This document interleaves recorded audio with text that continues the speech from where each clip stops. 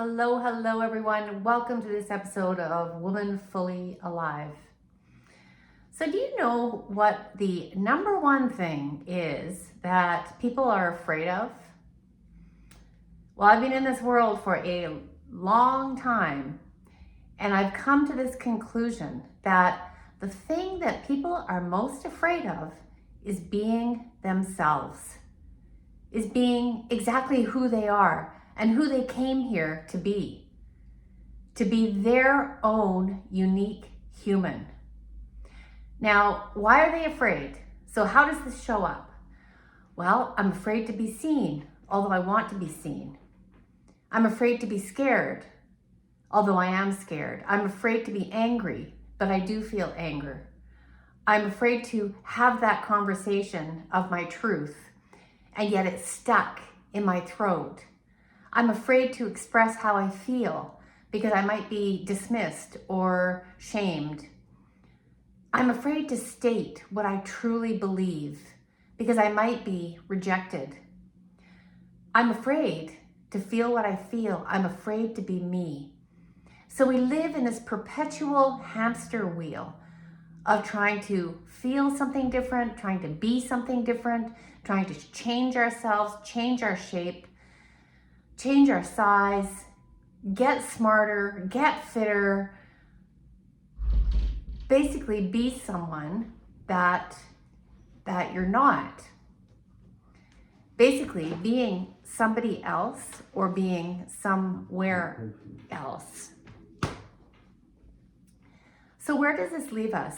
It leaves us in a constant state of stress, a constant state of living outside of our body, and in a tense body and nervous system. And that's exactly what we're trying to get out of. So the greatest gift that you can ever give yourself is permission to be human, but permission to be your own human, permission to feel what you feel, permission to show up just like you. And yes, I will agree, this does take a supportive community around you to continually tell you that you're on the right track. And why is that? Because it seems to me that there are three groups of people in the world.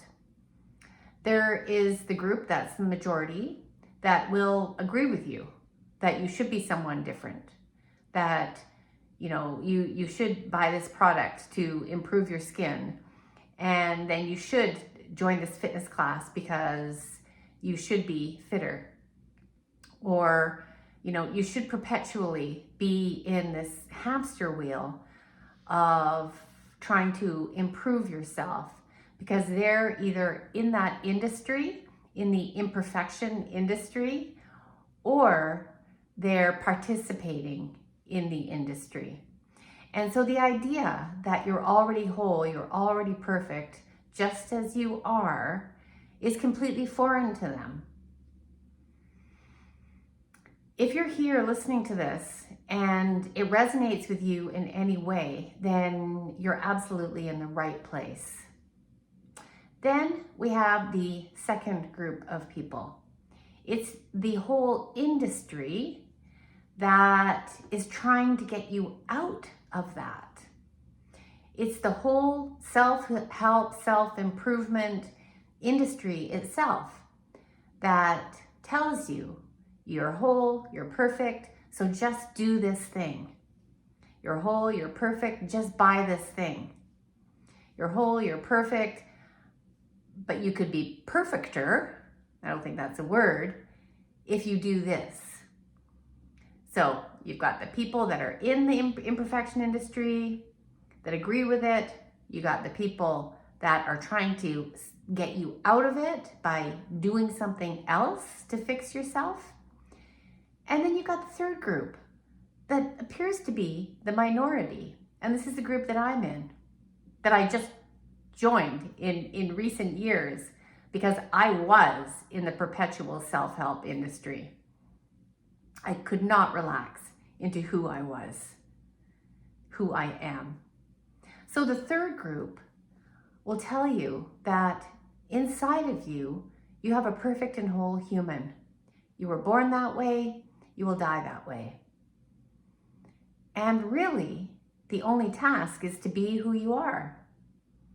And when you begin to be who you are, you start to automatically shed the layers of who you thought you were. So you start to shed the layers of survival, of protection, of wanting to be someone else. All those layers that you had to create, probably in childhood, because there was something demanded of you. Or there was an environment, either inside your house or outside of your house, that you needed protection for. So you learned how to fight, how to flight, how to pretend, how to fit in, how to make friends, how to, basically abandon yourself so that you could survive. That's not a bad tactic. In fact, you needed that, because not to have that when you're growing up, particularly as a teenager, would be miserable and lonely. And you may have felt that way anyway. But if you are in this third group now, you know that the other two groups are futile. And you've probably come to a place of surrender, of I give up, of I'm ready, or of awakening, to be able to feel and see some truth, some nugget of gold in what I'm saying. So as you start to know this and you start to live this way, you don't have to do a lot, because the masks that you've worn, the ways of behaving, start to slowly melt away, basically on their own, because they don't fit anymore. And what you do need to know ahead of time is that people start to melt away as well. The ones that counted on you being a people pleaser, the ones that wanted to talk drama or criticism or endless politics, that maybe that doesn't fit for you anymore. They start to naturally, energetically fall away. And when they fall away, when the space is created, and I've talked about this before a number of times in different ways, you need that space. And sometimes there's a void there, because new things have been waiting for you. New things that support your aligned self are waiting to come to you, but they can't get through the layers. They can't reach you. And you're not a vibrational match to them yet. What does that mean? When you become yourself, you start to attract everything, and I mean everything, that is aligned with who you are. At your very core, I know that you are the vibration of love and abundance. I know that because that is the nature of nature, and you are part of nature. Nature wants to grow, nature wants to expand, and that is the part of you that you bump up against when you hit anxiety. It's like, it's too tight. It's an invitation to expand past that, which is your true self. You can only expand so much when you're behind a mask, right? Because the mask will stop you. The mask will always stop you because what's behind you, you think, is shameful or bad. So it takes some courage to be yourself, there's no question. And it takes some vulnerability to move through the layers of emotion that have been accumulated behind the mask. But when you get there, and there's actually no there, it just keeps on expanding and coming to you and expanding and feeling peaceful and feeling lovely and feeling like ease, because you can now, from a place of love, love everything that comes up. You can love your anger, love your shame, love your layers, love all the ways that you tried to protect yourself. Love every moment of your life up until now. And that happens naturally. So if this resonates with you, if this sounds like there's some grain of truth in there, I do hope you'll join me, at least by joining my mailing list at mindfullivingnow.com.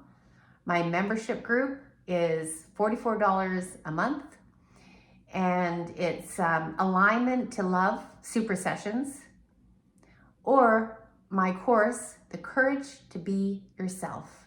The Courage to Be Yourself.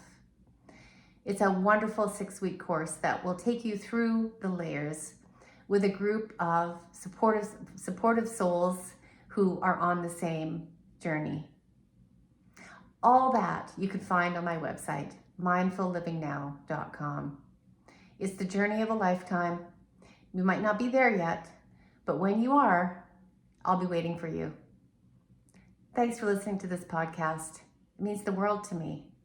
And I know on this journey that you will start to mean the world to yourself. See you next time.